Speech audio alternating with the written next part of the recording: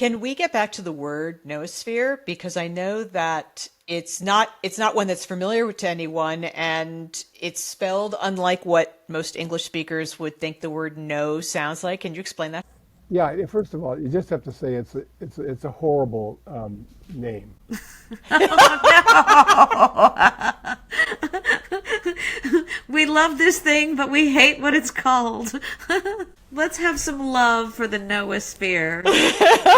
It's spelled N-O-O, sphere.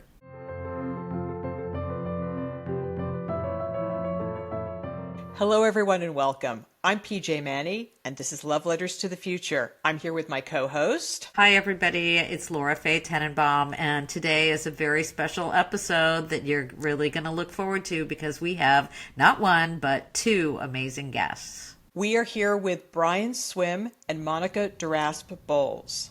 I had the honor of working with Brian all too briefly on the Human Energy Project. Monica DeRaspe-Bolles was his co-writer on both the Story of the Noosphere videos that Human Energy produced and their new book, The Story of the Noosphere.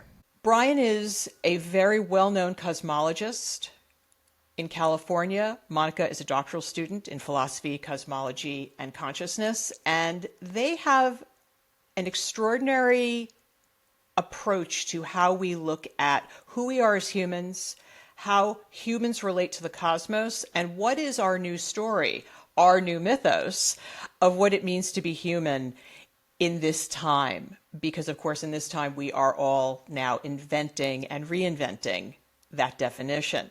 So welcome. Hello, Brian and Monica. Great to Hello. be here. We're glad you're here. Can I just add something? So PJ promised me that, and promised the audience too, that by the time we're done having a conversation with you, they will feel much better about the state of humanity and the course that we're going on. So there may be some intellectual tickling going on during this next hour, but if you put up with the expansion of your brain at the end, hopefully you'll feel better. So is that true?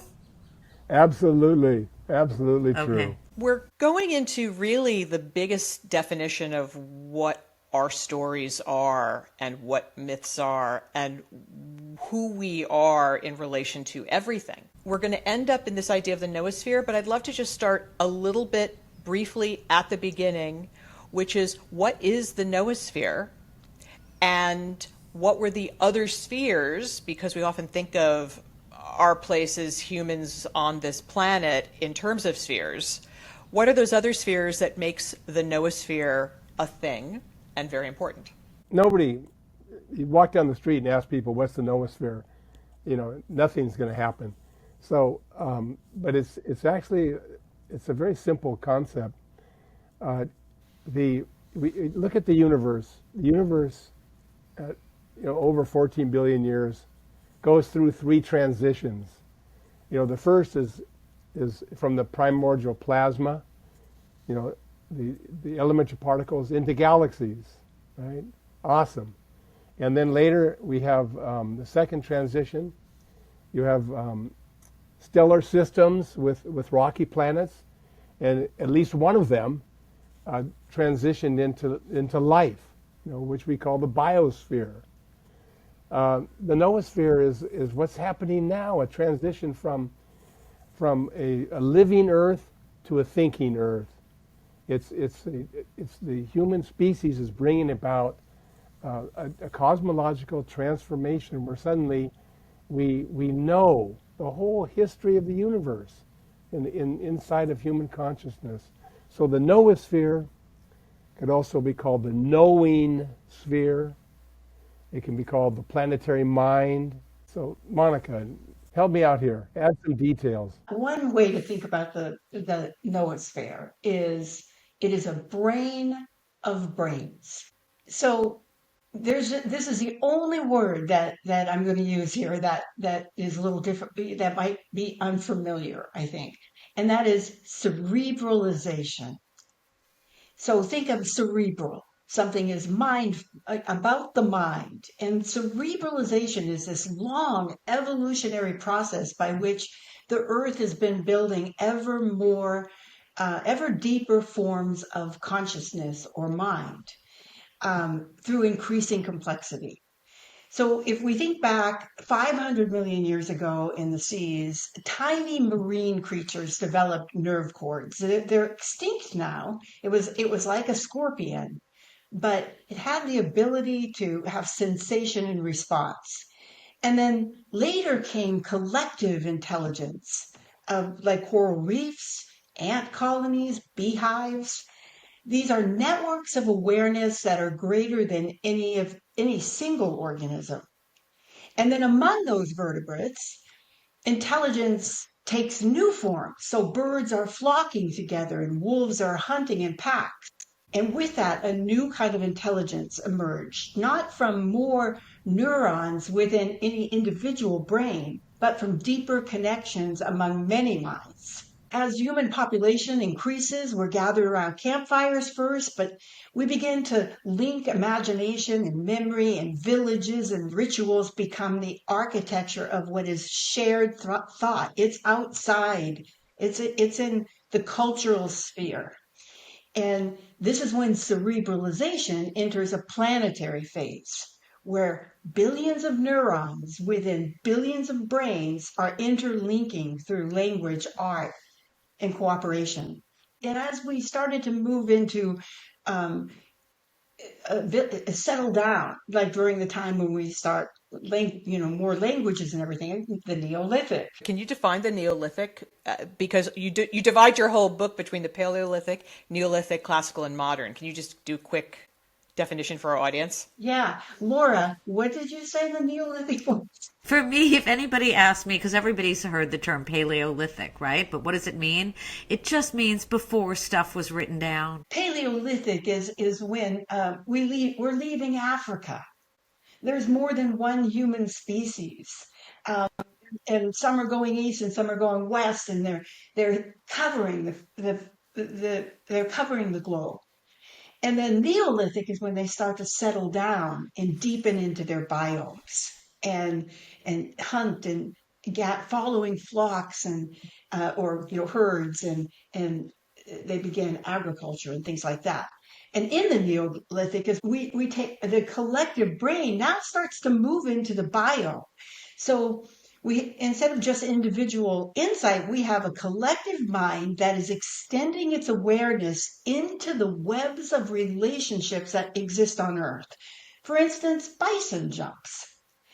These hunters figure out that one of them can act like a bison and cover its head and go running towards the cliff. And when it runs towards the cliff, all the rest of the bison are going to follow. All over the place, wherever there were bison, there were humans that figured out how to do this. So they moved into the collective mind, the herd mind, and they understand that.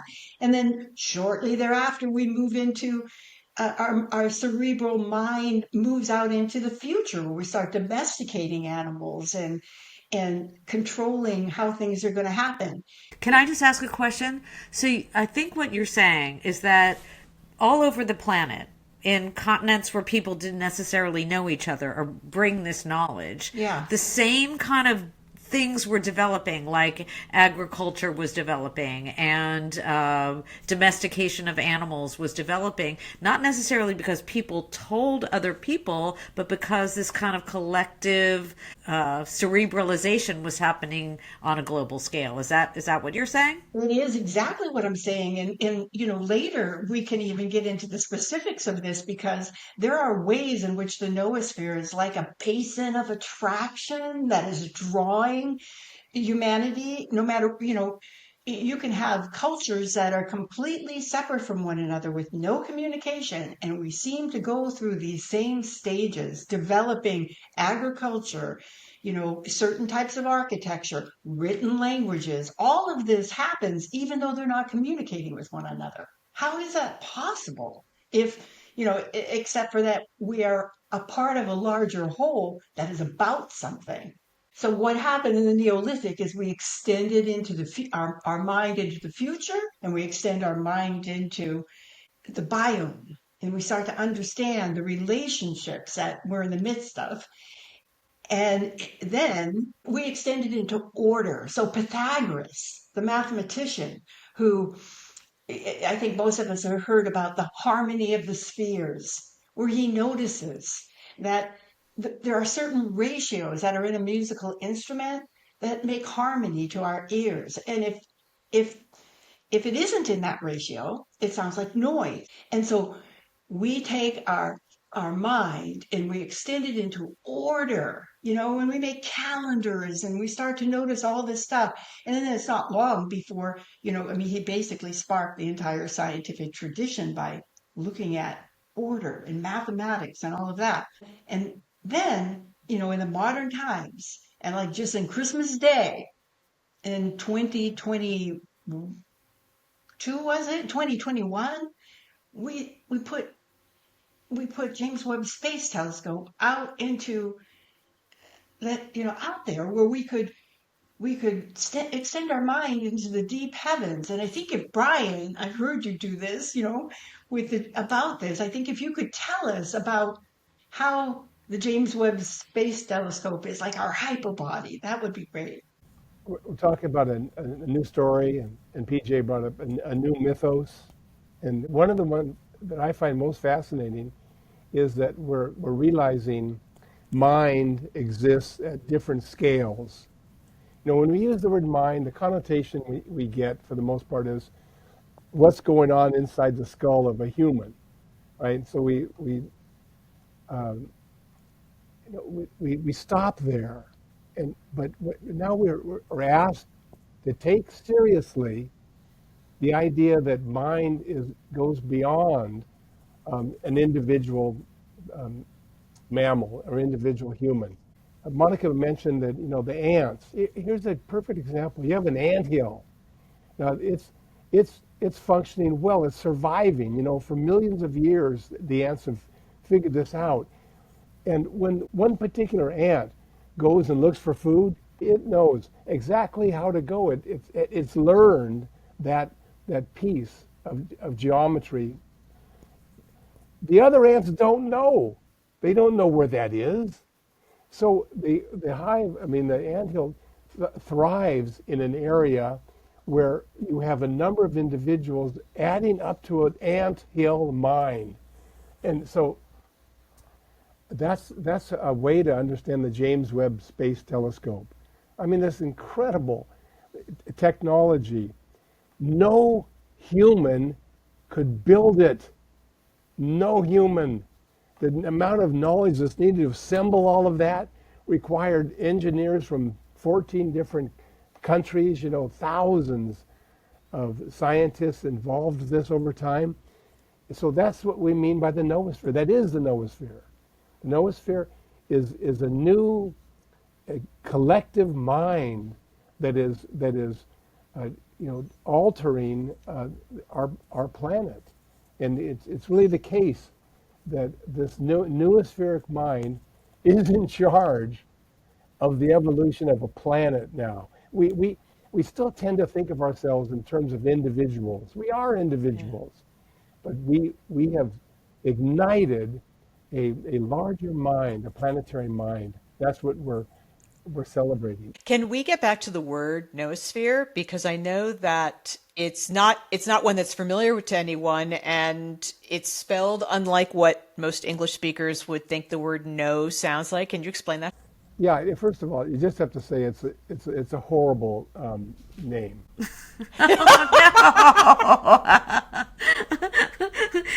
We love this thing, but we hate what it's called.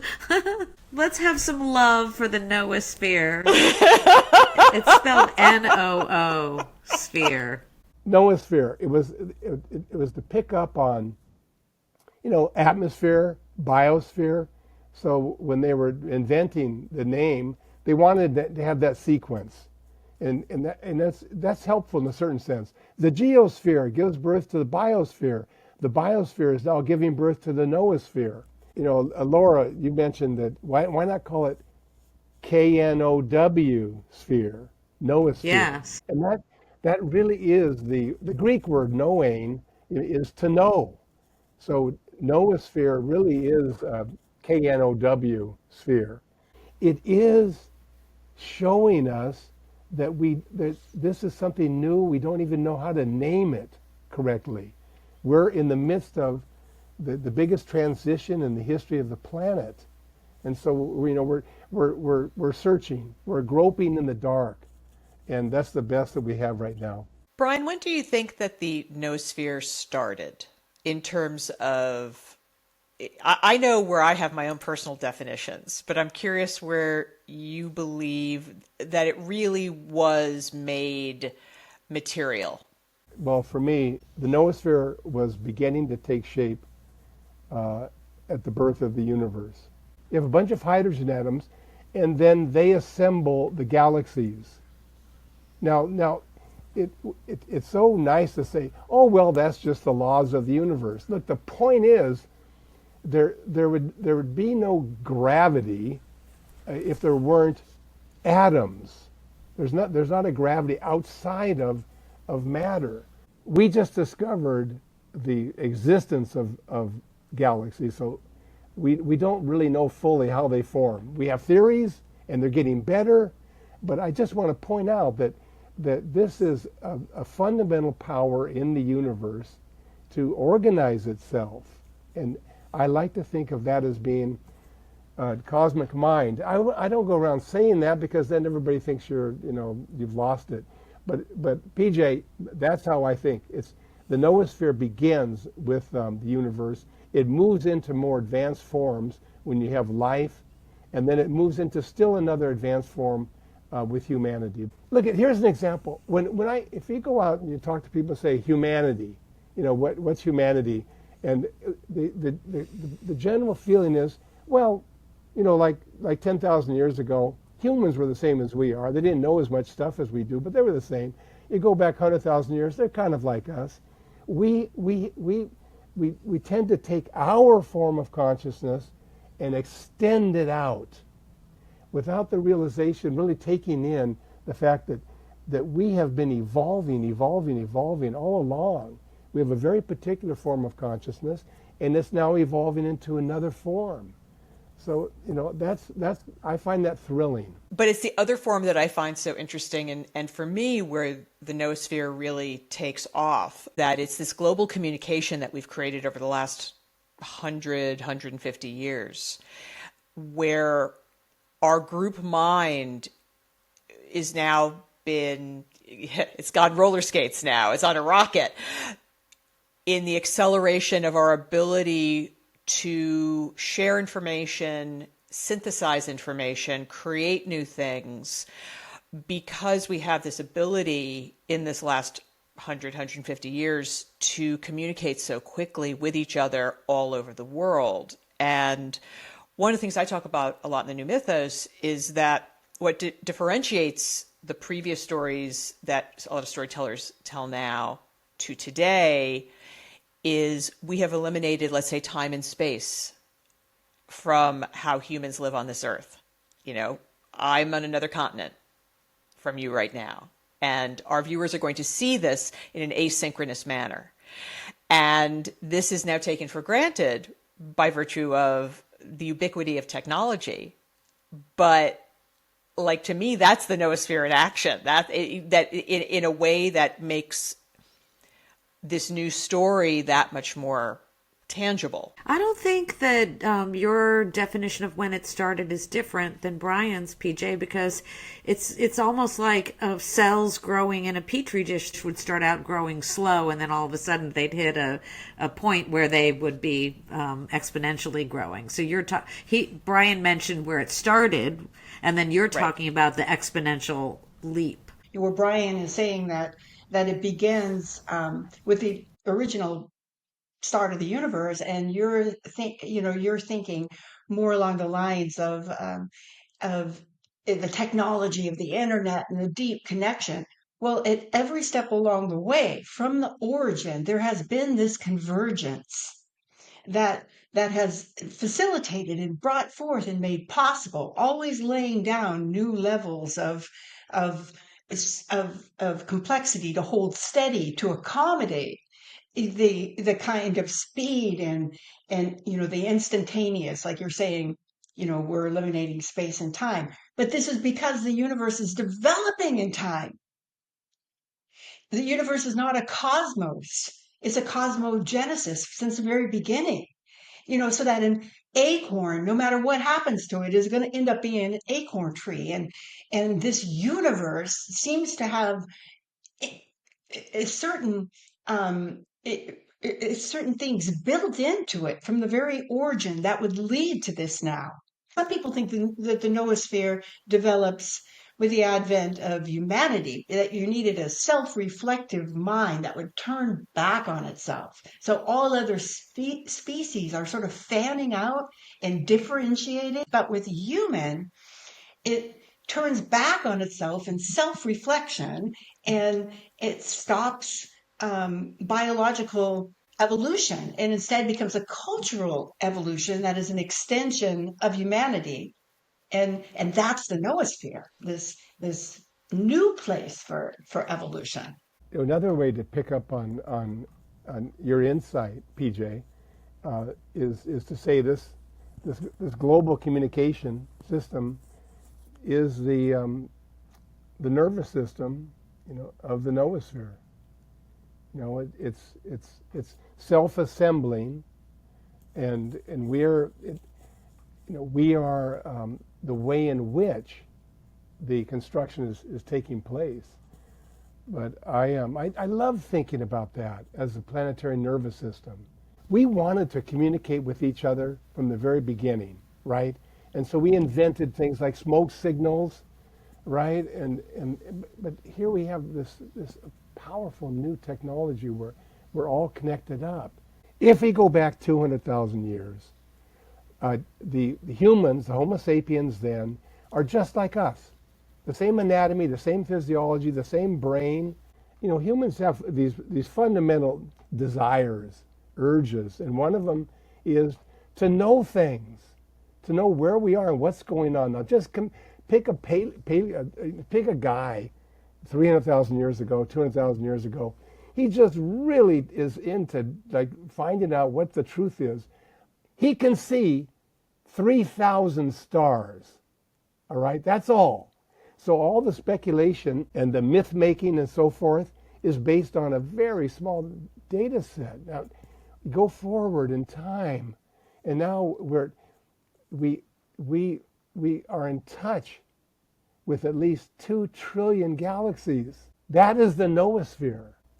The noosphere learned that there are 2 trillion galaxies, not individual humans. Getting back to Laura's proclamation of hopefulness, which is central to our book and our lives. When you think of that increase in knowledge, going from the guy that could see 3,000 stars to a collective humanity in touch with 2 trillion galaxies, now think of what will take place in the other spheres of life when we together are taking on the building of a planetary educational system.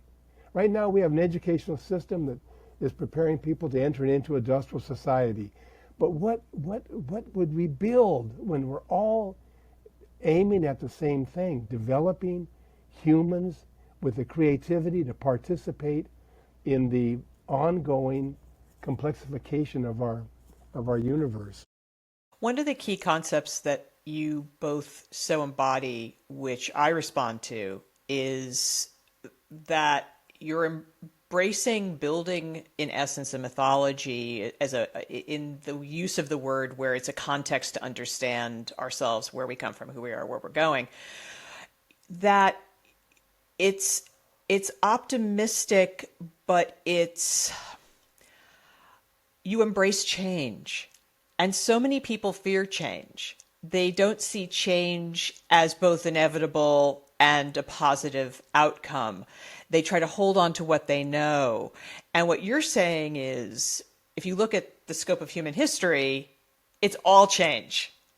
It's been all change. So we're going to continue to change, and we have to learn to accept the change, go with the change, be the change. How do you respond to that? When I think about change, I think about hope. and what complexity science tells us, that that when you're near a phase transition, systems become exquisitely sensitive, and just a single seed crystal can change the whole. And we can see this pattern in our own story. When populations flowed out of Africa 100,000 years ago, they lost contact, but they all went through the same thresholds. So it's as if humanity is being drawn toward certain forms of complexity, or what complexity science calls basins of attraction. And the attractor, I think, is the noosphere, the field of meaning and creativity that keeps pulling us forward. Um, we're part of it. It's the whole, though. It's the whole. And once again, humanity's at a critical threshold now. So our population, our communication, this intensity of speed and awareness, it's so interconnected that even the smallest acts of cooperation, all the little gestures of care that we can give to one another, it ripples through the whole system. So the turbulence that we feel, it's not a collapse, it's an emergence. It's not the end of the world, because we're participants in a planetary phase transition, and with the universe learning to think, to care at a higher level of complexity.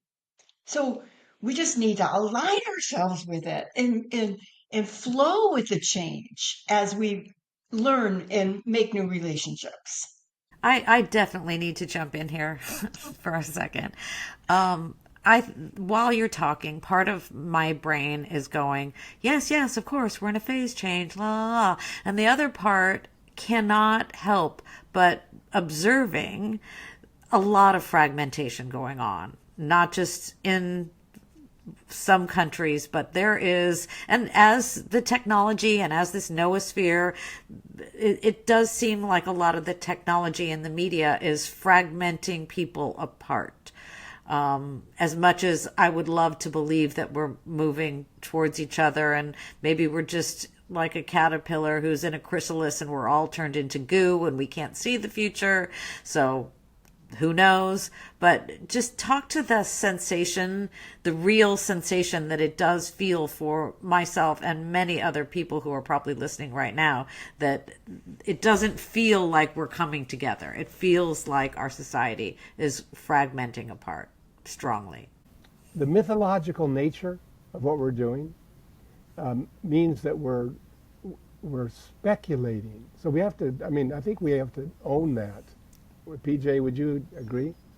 The new mythos? If I can just jump in 1 second. What I see historically with humans and mythology is that when we go through periods of massive fragmentation, and we've done this many times in the past, it does feel like everything's ending and everything is awful. And it's the zenith of conflict. It's the time when humans are fighting each other. Most of all, we're the most polarized. They're the most haves versus have-nots. Everything skews to the edges.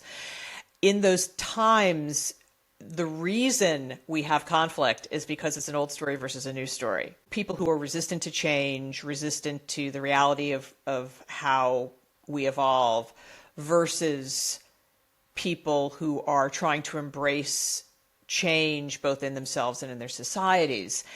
And those are the periods when we have new mythi like that. Those are those fulcrums of story change. And they also correspond, back to the technological aspect, they correspond with periods where we actually change how we communicate.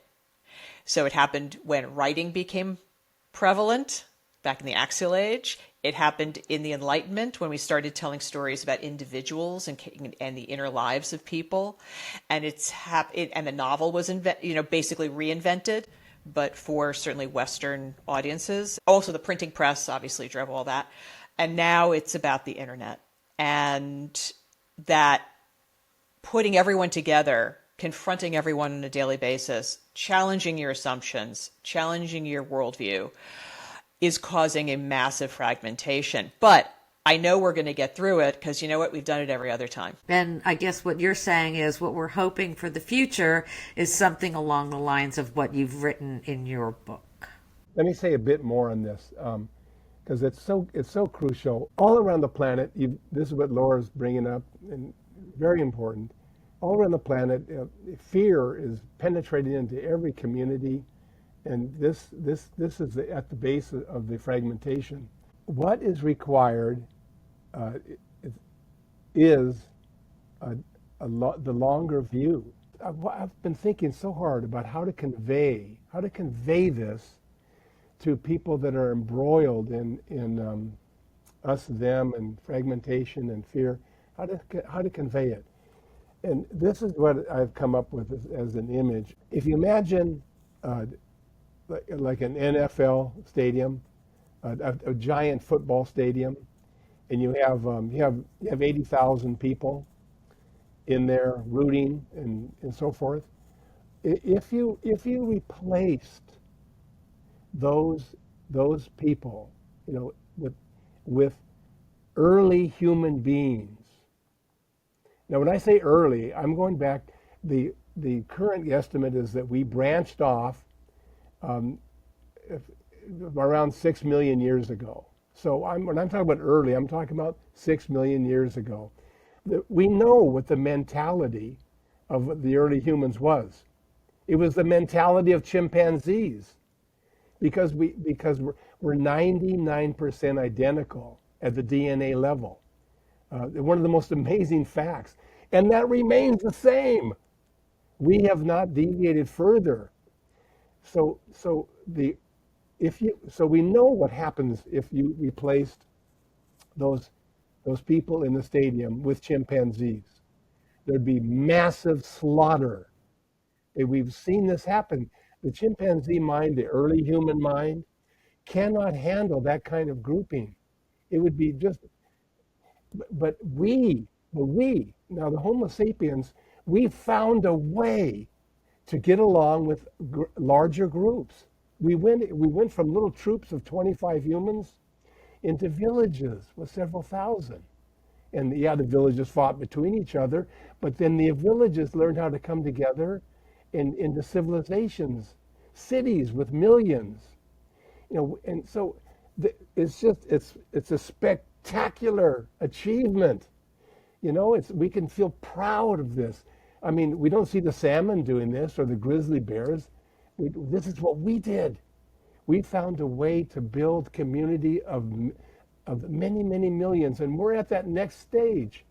Right now, we're broken apart in the nation states, but we will actually find a way to become planetary beings, recognizing that we're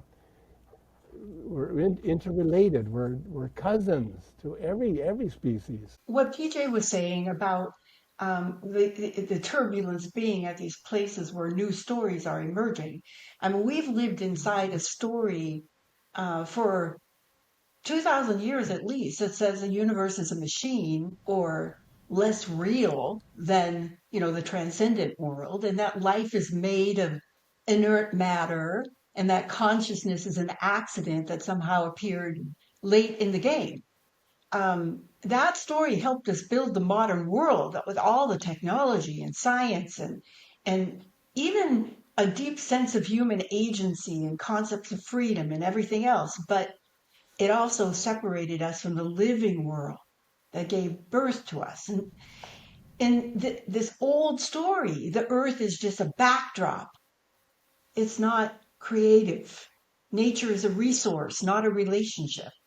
And meaning is something that only humans invented, not something that's woven into the fabric of the developing cosmos, and of which we are part. So that old story, it's no longer true. We know that that's not true in 1964 when they discovered the background radiation. And we can see that the universe is more like a developing embryo. When scientists discovered the background radiation of the universe is what she's referring to. One of my aims in life is to teach as many people as possible about the background radiation. So even though many of your listeners know all about this, there may be one or two out there that don't. And this is, okay. The universe begins with this violent explosion, and all of the light is trapped inside the beginning of the universe. Things are so hot, but then it cools down. And then 380,000 years after the birth of the universe, the light shoots through matter. The matter becomes translucent for the light. That's the light we can see now. That's the light we see. It's been coming toward us for over 13 billion years, and we can now physically interact with it. The matter that emerged in the creation of that light has now become us. So, in some deep sense, it's like I am I am the background radiation. I am the universe universing, and the universe is in the mode of me now. That's the story that matches our scientific knowledge. That's a story that can now match our experience once we know that.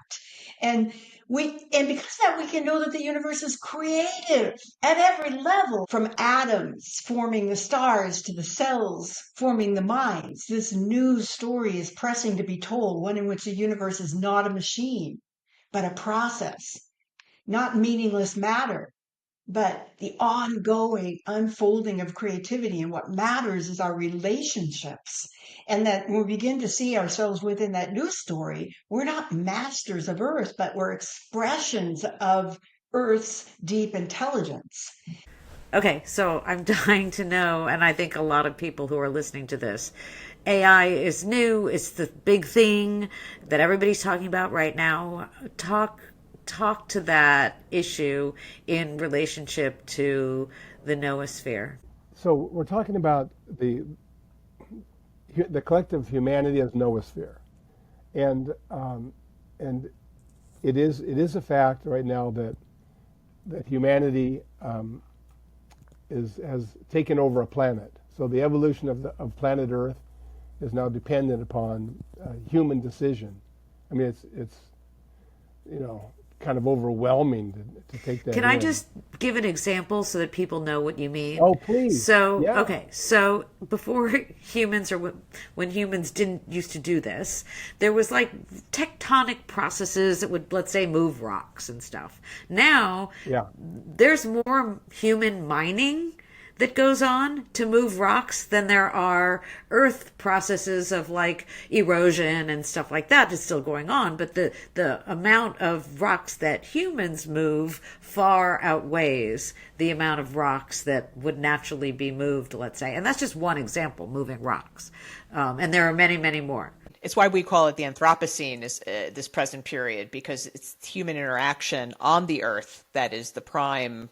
It's the dominant influence on all the earth processes, water, air, environment, down to rocks. In addition to the movement of matter, which is now primarily human, is the amount of infrastructure we've built. And if you add up all the concrete and the roads and the it's actually more than the biomass of the Earth. It's just so hard to take in. All the forests, all the fish in the ocean. Another example, if you look at all the biomass on the planet Earth, cows, which are human-made farm animals, outweigh all the other animals, including like wild animals, by like a factor of 10. Everything that exists is in the habitat of the human.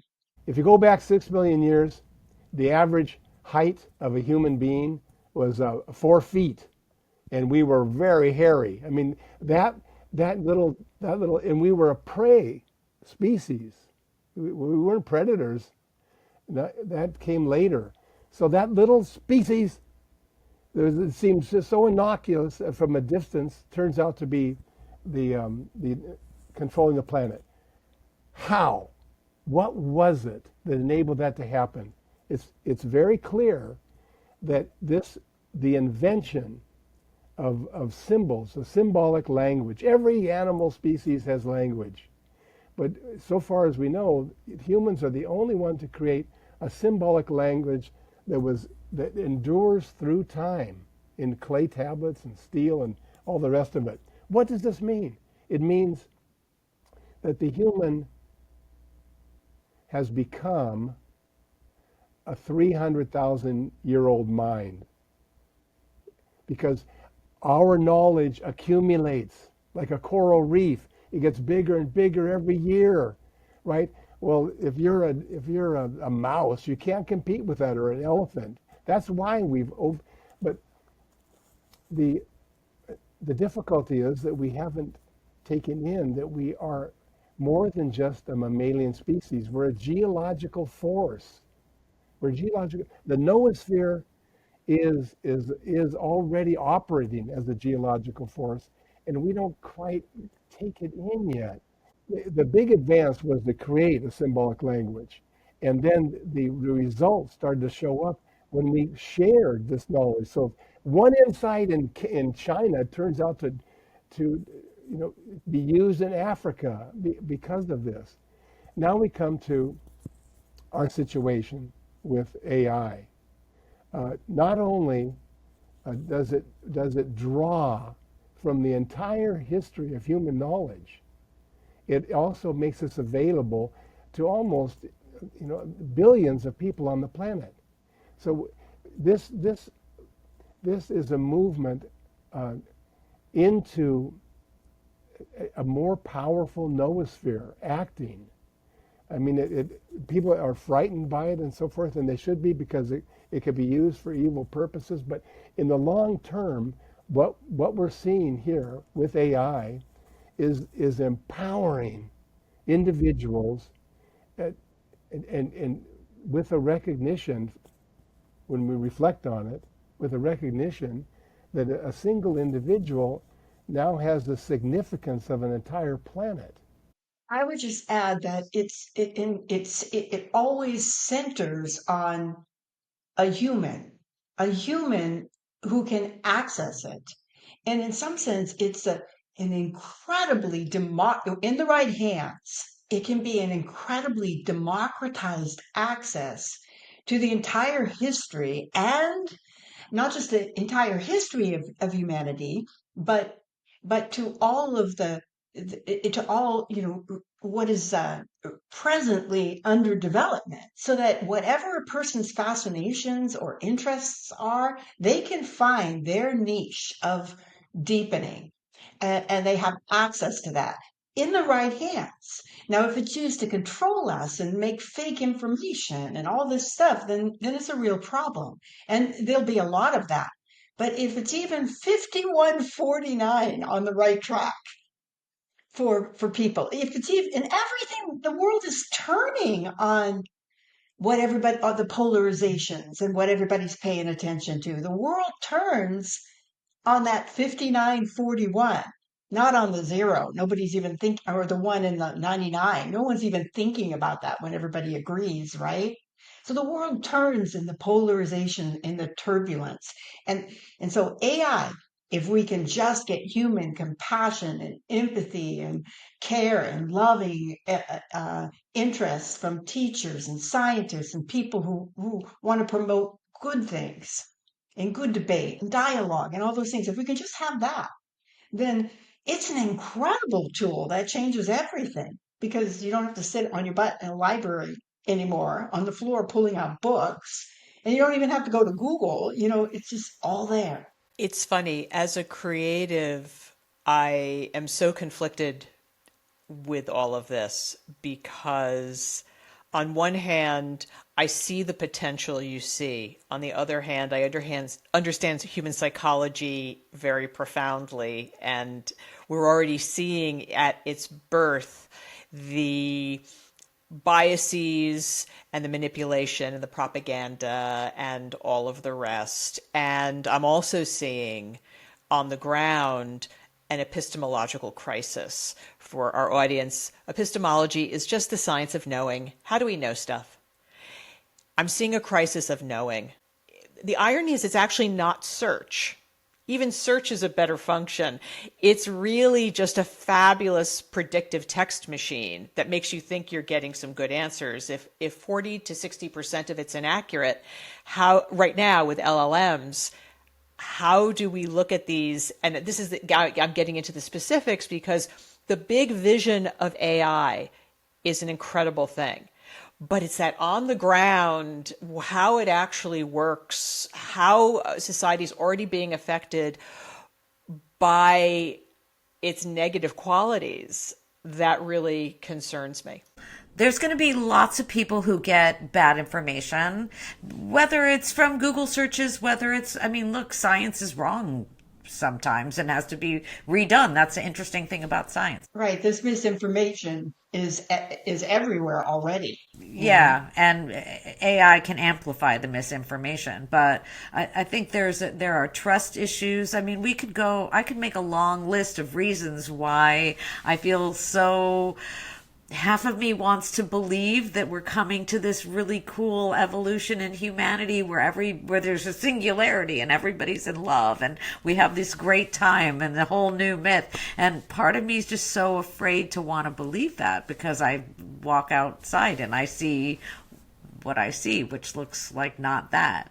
And also, as I think what you said about like all the chimpanzees like wouldn't be able to go to a Beyonce concert together. And that's awesome that humans can. I really do. But there is a part of humanity that's very violent. You know, our amygdala is there fighting against our more cognitive parts of us. Our limbic system is jacked. Maybe we need a limbo sphere.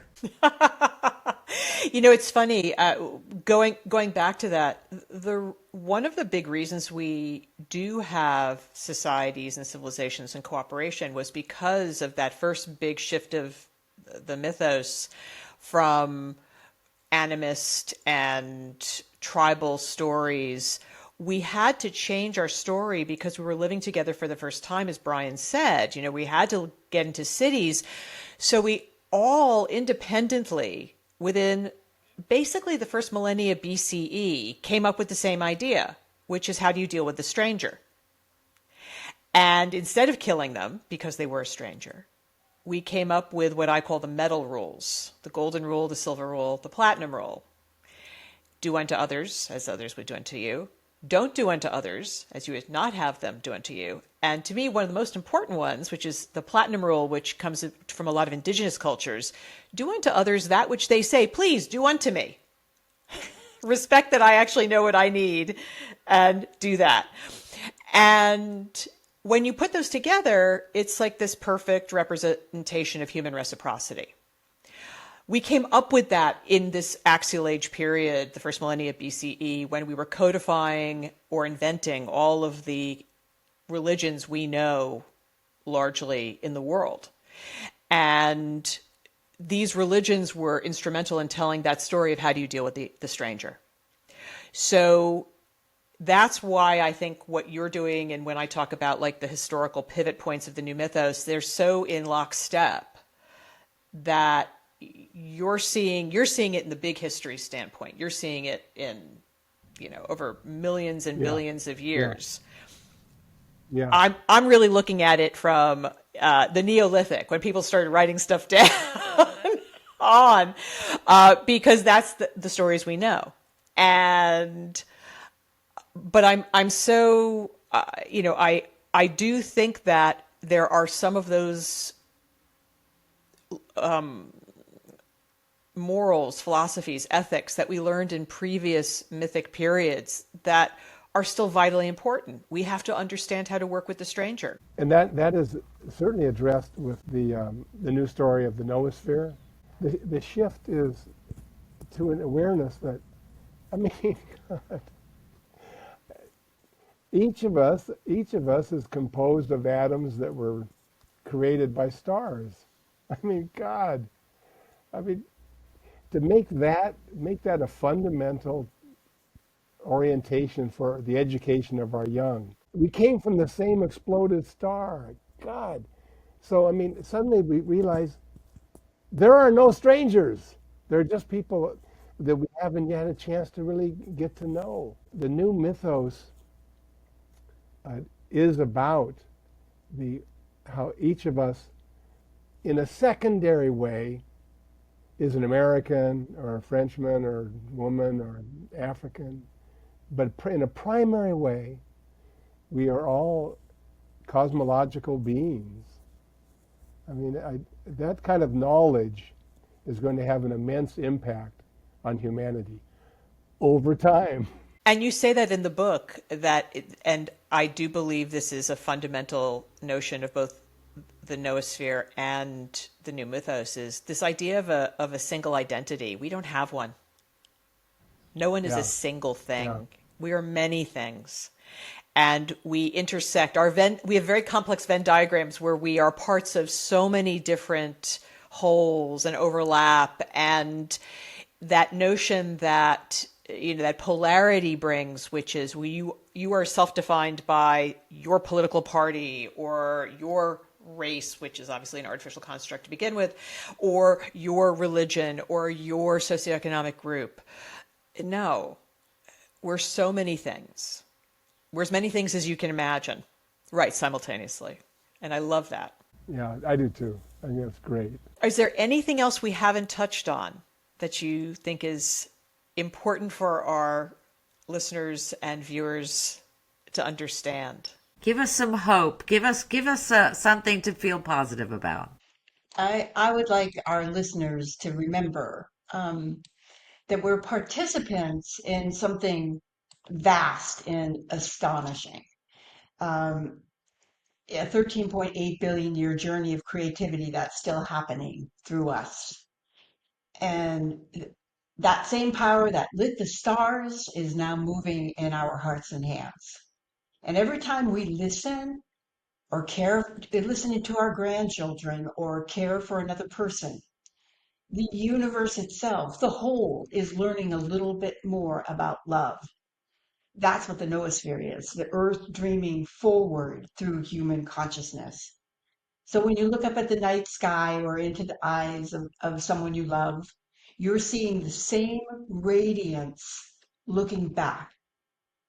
It's knowing that the future is not yet. It's being shaped by every act of generosity, every conversation, every moment of wonder. And when I feel that, I know the universe is still dreaming forward through us. So hope isn't this naive optimism.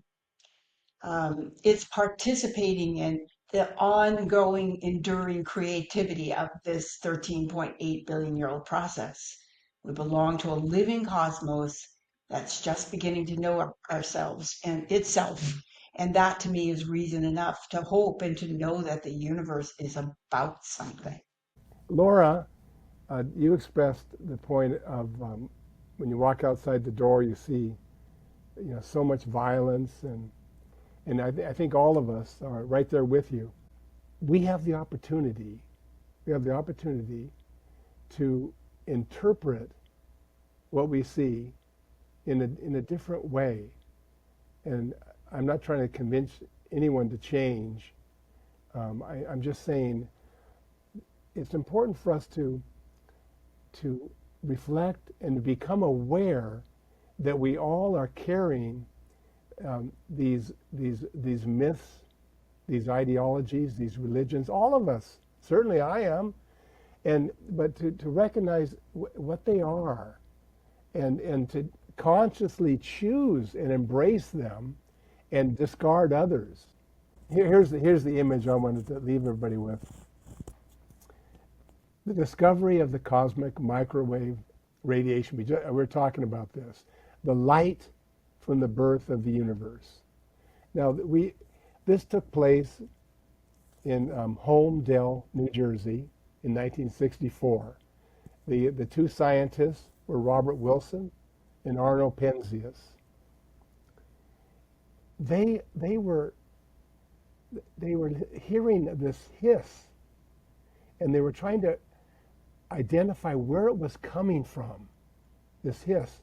It was the light was being captured by the radio telescope, and where was it coming from?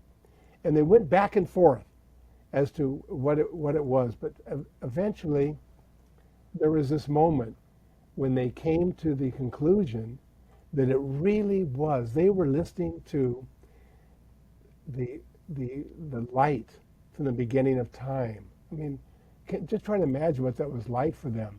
Now, if you put an early human right in the room with them, right, that early human, it would hear the hiss, and maybe it'd look around for like another animal or something. It would not be able to feel its way into the birth of the universe the way Wilson and Penzias could. This is not going to solve all the world's problems, but by seeing into where we are in this long arc of development, we can find the energy to participate in that. Even though there's all kinds of evil and destruction taking place, we have the opportunity to see further than what humans saw in the past. We have to take advantage of it. Go out tonight, look up at the stars, and just take in the fact that a star, just like you're looking at, a star exploded and gave birth to calcium, oxygen, nitrogen, all of the elements. They gathered together into a planet.